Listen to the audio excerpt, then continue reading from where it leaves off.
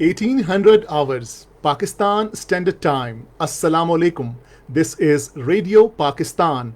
The news read by Hassan Gilani. First, the headlines. Chairman NDMA says there is no dearth of ventilators and protection equipment to treat COVID-19 patients across the country.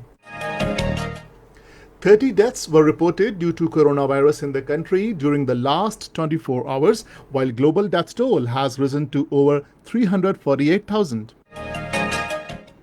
Pakistan and Turkey have agreed to continue working for regional development and prosperity.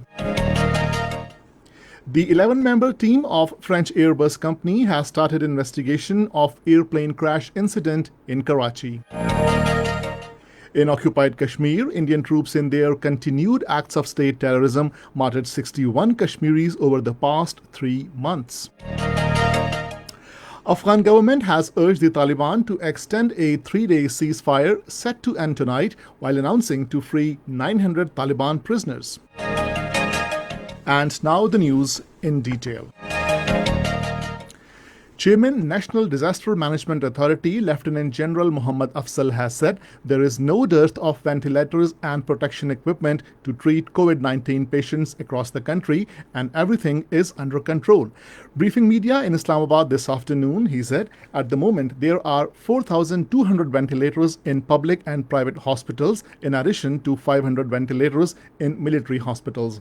He said only 128 patients are on ventilators across Pakistan. He said it is expected that 2,000 ventilators will be required by the end of next month, for which a contingency plan has already been chalked out. He said till today, NDMA has 183 intensive care unit ventilators in its warehouses, and Pakistan has given orders to procure over 1,300 ventilators from various countries. The NDMA chairman said the United States has also offered to donate 200 ventilators and half of them will reach Pakistan very soon. Muhammad Afzal further said that Pakistan has become self-sufficient in manufacturing medical equipment to treat corona patients. The number of coronavirus infection cases in the country has soared to 57,705, with 1,356 cases reported during the last 24 hours. 18,314 patients have so far recovered from the virus, while the death toll stands at 1,197, with 30 deaths reported during the last 24 hours. The coronavirus pandemic has claimed 348,364 lives across the world, and more than 5.6 million infections have so far been detected. The United States has the highest death toll of 99,807, followed by Britain with 36,914 and Italy with 32,877. The European countries have started reopening borders and easing the lockdown despite increasing cases of COVID-19. Denmark is allowing cross-border couples to meet again, and Germany plans to end its travel warning for trips to 31 European countries from 15th of next month. Meanwhile, WHO has suspended testing of hydrochloroquine as a possible COVID-19 treatment. A study suggested the drug could cause heart problems in patients and increase the risk of death. The 11-member investigation team of French Airbus company visited the site of airplane crash incident in Karachi today. Experts of the company examined the wreckage of plane and collected evidences.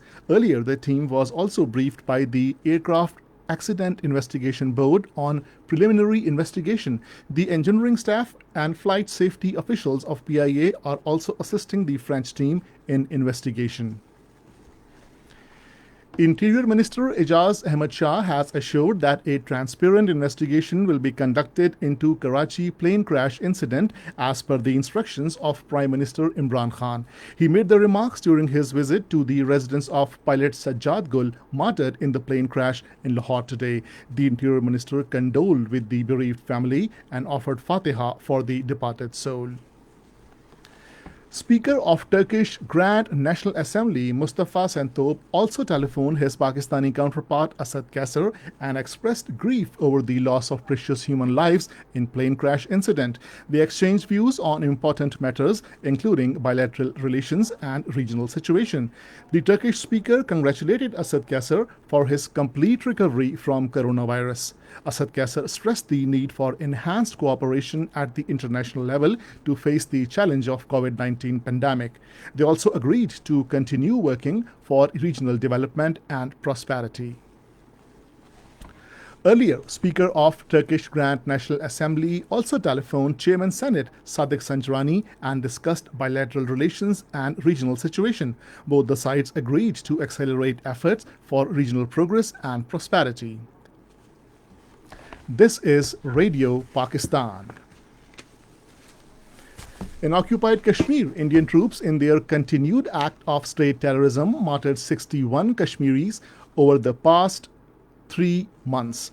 According to the data issued by research section of Kashmir Media Service today, as many as 354 people were injured due to the use of brute force by Indian troops on protesters in different areas of the occupied territory. The troops arrested 1,793 people during the day and night cordon operations. More than 800 residential houses and structures were also destroyed by the troops during the past 3 months.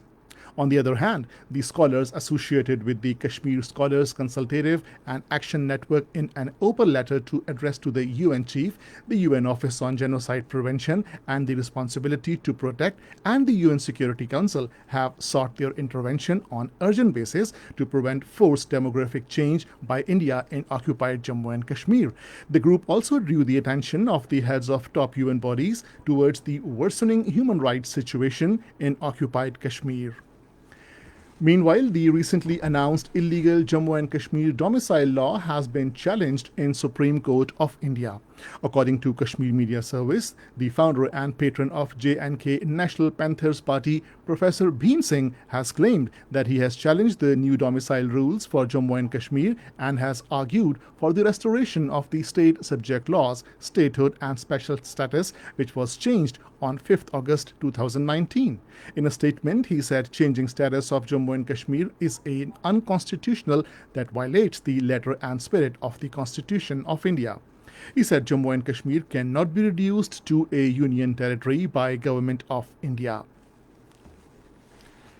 The Afghan government has urged Taliban to extend a 3-day ceasefire set to end tonight, while announcing it would free 900 Taliban prisoners in the biggest such release yet.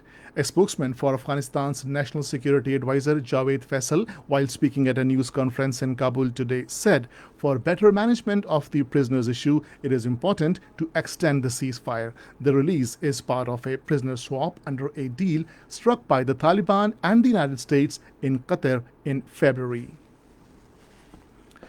China's President Xi Jinping has said his country will step up its preparedness for armed combat and improve its ability to carry out military tasks. According to state television, Xi Jinping, chairing the meeting of Central Military Commission, asked the armed forces to explore new ways of training amid the coronavirus pandemic. The United States has accused Russia that it has recently deployed military fighter aircraft to Libya to support Russian mercenaries fighting there. The United States military's Africa Command, in a statement, said Russia military aircraft are likely to provide close air support and offensive fires for the Wagner Group that is supporting the Libyan National Army fight against the internationally recognized Government of National Accord. And finally, the weather. Mainly hot and dry weather is expected in most parts of the country, while very hot in central and southern parts during the next 12 hours. And now the headlines once again. Chairman NDMA says there is no dearth of ventilators and protection equipment to treat COVID-19 patients across the country. 30 deaths were reported due to coronavirus in the country during the last 24 hours, while global death toll has risen to over 348,000. Pakistan and Turkey have agreed to continue working for regional development and prosperity. The 11-member team of French Airbus company has started investigation of Airbus crash incident in Karachi. And this is the end of the news. For more news and analysis, log on to our website radio.gov.pk and also watch live video streaming of our bulletins on the link facebook.com/Radio Pakistan News Official.